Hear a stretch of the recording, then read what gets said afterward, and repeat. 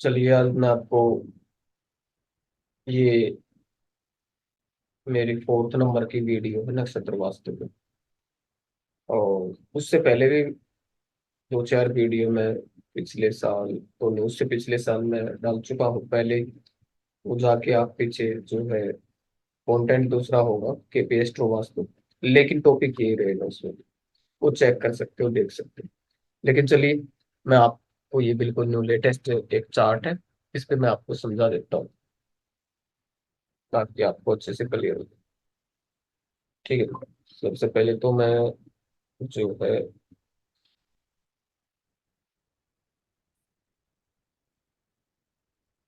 Silent mode पे कर दिया मोबाइल को।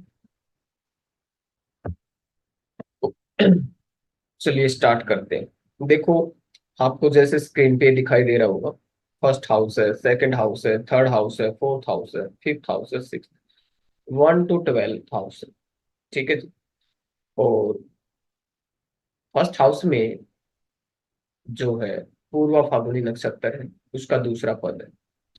ठीक है जी। और नक्षत्र जो लॉर्ड है वहां के वो वीनस है, शुक्र। और सेकंड के जो है हस्त नक्षत्र है, थर्ड में स्वाति है, फोर्थ में ज्येष्ठा नक्षत्र है, फिफ्थ में पूर्वाषाढ़ा है, और सिक्स्थ में सर्वम है, सेवंथ में शतभिषा है, एट्थ में उत्तरा भाद्रपद है, नाइन्थ में भरणी है, और टेंथ में रोहिणी है, और इलेवेंथ है पुनर्वसु है, और ट्वेल्थ में आश्लेषा। ये तो हुआ कंप्लीट चार्ट, फर्स्ट से लेकर ट्वेल्थ हाउस में जो नक्षत्र प्लेस्ड। ठीक है, यानी ये 12 देवता। जो ये 12 देवता है, ये तो आपके स्पेशल, आपके इसी चार्ट में जो भी ये चार्ट मैंने लगाया है उन्हीं के लिए स्पेशल। तो ये जो देवता है, ये जो जोन होंगे, ये स्पेशली इन्हीं के चार्ट पे वर्क करेंगे, अदरवाइज तो करेंगे नहीं। ठीक है। हो सकता है किसी का ये जो हस्त नक्षत्र है किसी का 8th हाउस में भी हो, जरूरी थोड़ी है कि वो सेकंड में होगा। लेकिन इनके लिए जो सेकंड हाउस, जो धन का जो धन भाव को, सेकंड हाउस को एक्टिवेट करने वाला जो, अब हस्त नक्षत्र के जो देवता होंगे वो इनके धन के स्वामी होंगे, सीधी सी बात। ठीक है। अब इनके जो नक्षत्र के स्वामी हैं वो कौन से हैं? चंद्रमा है। ठीक है। अब कोई बोलता है कि भाई सूर्य पे जो है, क्योंकि हस्त नक्षत्र के जो देवता होते हैं वो सूर्य देवता होते हैं, और वहां पे जो चंद्रमा की अगर कोई चीज चली गई वहां पे तो फिर अब वो, अगर महावास्तु से बात करेंगे तो कहेंगे कि भाई जो उनको बढ़ाते हैं कि भाई एयर को बढ़ा देगा, वाटर एलिमेंट वहां पे, और सूर्य जो कि अग्नि है, और वहां पे जो वाटर सोर्स नहीं होना चाहिए मतलब। ठीक है। लेकिन अगर वहां पे मैं कहता हूँ कि चंद्रमा आ जाए तो कोई दिक्कत नहीं करेगा इनका, ये कि बैंक बैलेंस को ही क्रिएट करेगा, बैंक बैलेंस को बढ़ाएगा। ठीक है जी।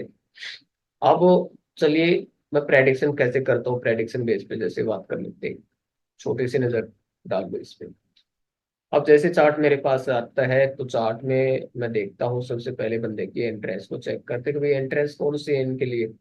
अब इन्होंने जो है काफी सारी वीडियो देखी हुई है, तो उसमें बताया हुआ कि भाई जो है कौन सी डायरेक्शन, जितने भी डायरेक्शन होती है वो 3 और 4, 4 की होती है। और कुछ जगह पे फिफ्थ हाउस का जो 5 नंबर की है वो भी इंटरेस्ट बढ़िया होती है, ऐसा बताया गया है, महावास्तु के अकॉर्डिंग बताया गया है। ठीक है। सब अपनी अपनी जगह पे ठीक है, मैं गलत किसी को नहीं बोलूंगा।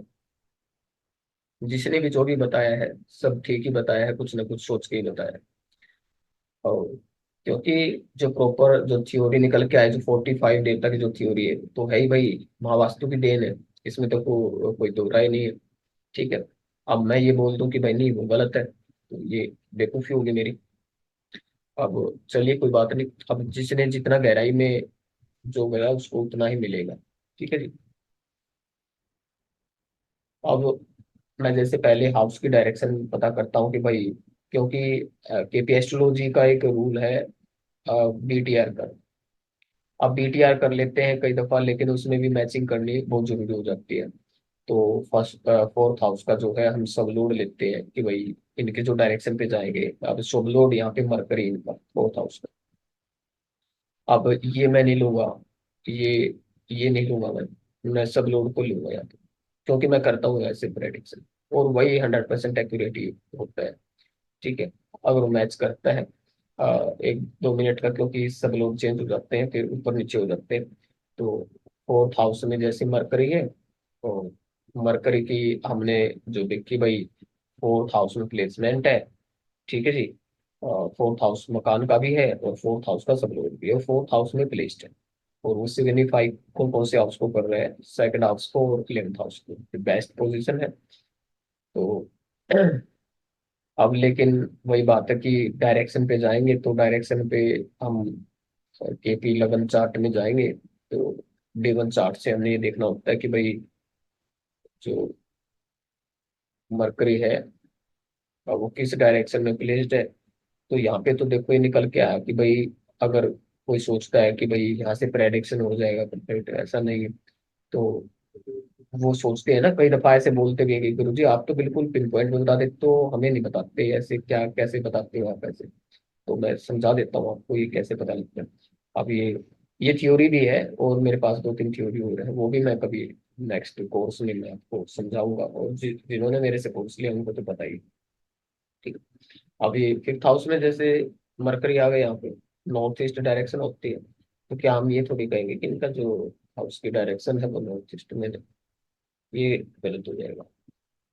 तो हमने यहाँ क्या करना है, हमने तो देवता पे जाना है, बिल्कुल पिन पॉइंट पे वर्क करना है।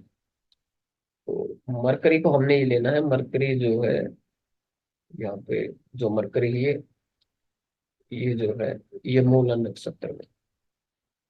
अब मूला नक्षत्र है, इनके जो देवता है आप सबको पता ही होगा, मूला नक्षत्र के जो मूल नक्षत्र है, मूल नक्षत्र के जो देवता है वो कौन से देवता है, वो आ जाते हैं इसमें। अब मूल नक्षत्र पे तो इनके लिए जो एंट्री है वो W2 की, मैंने बोला इनको, आप चेक कर लीजिए W2 पे। दवारिक जो देवता है, इसे आपकी हाउस के मेन एंट्रेंस है। ठीक है, बिल्कुल एक्चुअल में।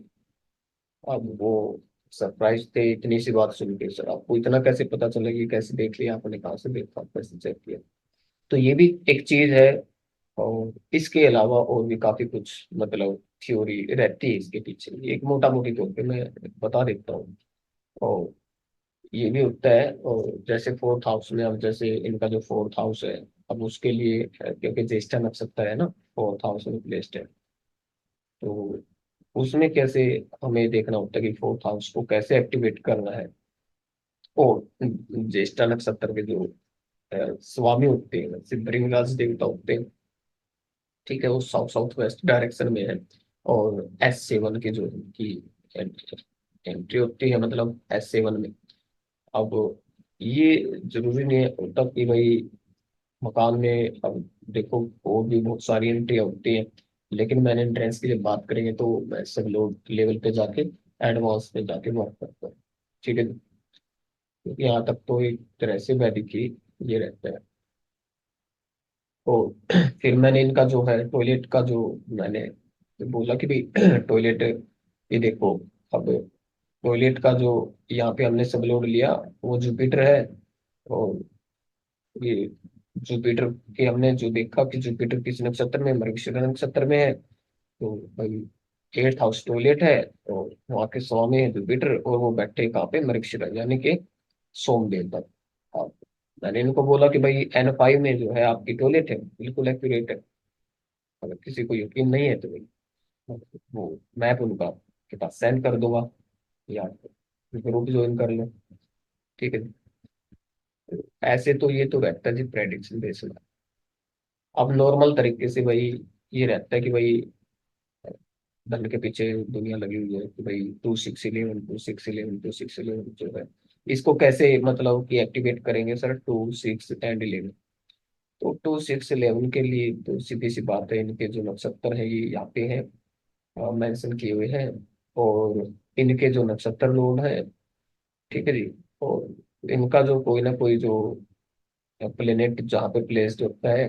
अब जैसे मैं बता दो आप, जहाँ पे अब प्लेसमेंट में आते हैं कई जो लोग हैं, वो वैदिक थ्योरी को यूज करके मतलब प्लेसमेंट को वहीं से रिजल्ट ऑफर करवा रहे हैं। लेकिन रिजल्ट कस्प चार्ट में पिन पॉइंट पे, कस्प चार्ट नक्षत्र नाड़ी से हमें पता चलता है कि प्लेनेट किस हाउस में प्लेस्ड है, वहीं के रिजल्ट ऑफर करेगा। अब मरकरी से ही लगा लो, वो फिफ्थ हाउस में। अब वैदिक में D1 चार्ट से देख के हम ये बताएंगे लगन चार्ट से कि वो फिफ्थ में प्लेस्ड है, तो फिफ्थ की ही मतलब प्रेडिक्शन देना स्टार्ट कर देंगे लोग। ऐसा गलत हो जाएगा, क्योंकि एक्चुअल में जो फिफ्थ हाउस को मिल रहा होता है उसको नेगेट कर रहा हो, वो फोर्थ में बैठ गया ना मरकरी। तो फोर्थ हाउस के रिजल्ट वो देगा यहाँ पे। ठीक है, तो उस प्लेनेट को भी हम चेक करेंगे वो कौन कौन से नंबर सिग्निफाई कर रहे हैं। अब अब जैसे जुपिटर की जो है एट्थ में राशि, यानी कि जुपिटर एट्थ हाउस तो मतलब सिग्निफाई कर ही रहा है। 8 10, 5 8 10। ठीक है जी। तो एट्थ हाउस में अगर कोई भी वो रहता है प्लेनेट, उस नक्षत्र में बैठता है, तो वहां पे टॉयलेट बनाना कोई दिक्कत नहीं है। अगर अगर जब तक वो मतलब कि किसी मैन्युफैक्चरिंग डिपार्टमेंट में एट्थ हाउस से रिलेटेड अगर किसी फील्ड में नहीं है तो। और एक मैं आपको बता दूं, जैसे सोम देवता पे जो रिसर्चर तो बना ही देते हैं नॉर्थ की टोरिक, मैं आपको बताऊं, वो एट्रीब्यूट होते हैं उनके, डीप एनालिसिस में रहते हैं, एस्ट्रोलॉजी में घुस जाते हैं, और थोड़ा सा डीप रिसर्चर होते हैं। अब भाई इलेवेंथ हाउस के अब जैसे पुनर्वसु जो है देवता है, वो पुनर्वसु नक्षत्र के, उस पे हम जो है उस नक्षत्र की जो है उस प्लेनेट की हम प्लेसमेंट करवा देंगे वहां पे, तो इलेवेंथ हाउस जो है एक्टिवेट हो जाएगा। ठीक है जी। अब इसमें देख लो पुनर्वसु नक्षत्र में तो कोई प्लेस तो नहीं है अभी, यहाँ पे तो कोई प्लेसमेंट है नहीं पुनर्वसु नक्षत्र में किसी भी प्लेनेट की। ठीक है जी। तो अब यहीं से देख लेते हैं भाई, इलेवेंथ हाउस को एक्टिवेट करना है तो इसका सब लॉर्ड भी जुपिटर है, और नक्षत्र लॉर्ड भी जुपिटर ही है। और मैं आपको बता दूं, जब देवता एक्टिवेट होते हैं तो जो नक्षत्र लॉर्ड जो होते हैं ना हिडन हाउस में, ये चीजें रिजल्ट देना स्टार्ट कर देती है। और कई दफा ऐसा भी होता है कि भाई कोई जैसे एट्थ हाउस में, अब ये उत्तरा भाद्रपद नक्षत्र है, ठीक है, और सैटर्न वहां के जो है स्वामी, और अब ये एट्थ हाउस उत्तरा भाद्रपद नक्षत्र, अब यहाँ पे कोई बंदा अगर अपना बेडरूम बना लेता है, ठीक है, इसके जो देवता रहते हैं इस देवता की फील्ड में, तो ज्यादा परेशानियां उसको रहेंगी, और ये भी हो सकता है कि नींद डिस्टर्ब रहेगी उसकी। ठीक है ना। तो रुकावटें हैं, ऑब्स्टेकल है एट्थ हाउस, सबको पता है पीड़ा का भाव है, परेशानियों का। तो ऐसे जो है नक्षत्र वास्तु करेंगे, तो एक छोटा सा ये एग्जाम्पल था, सिर्फ ये बताने के लिए, समझाने के लिए प्रेडिक्शन कैसे करें।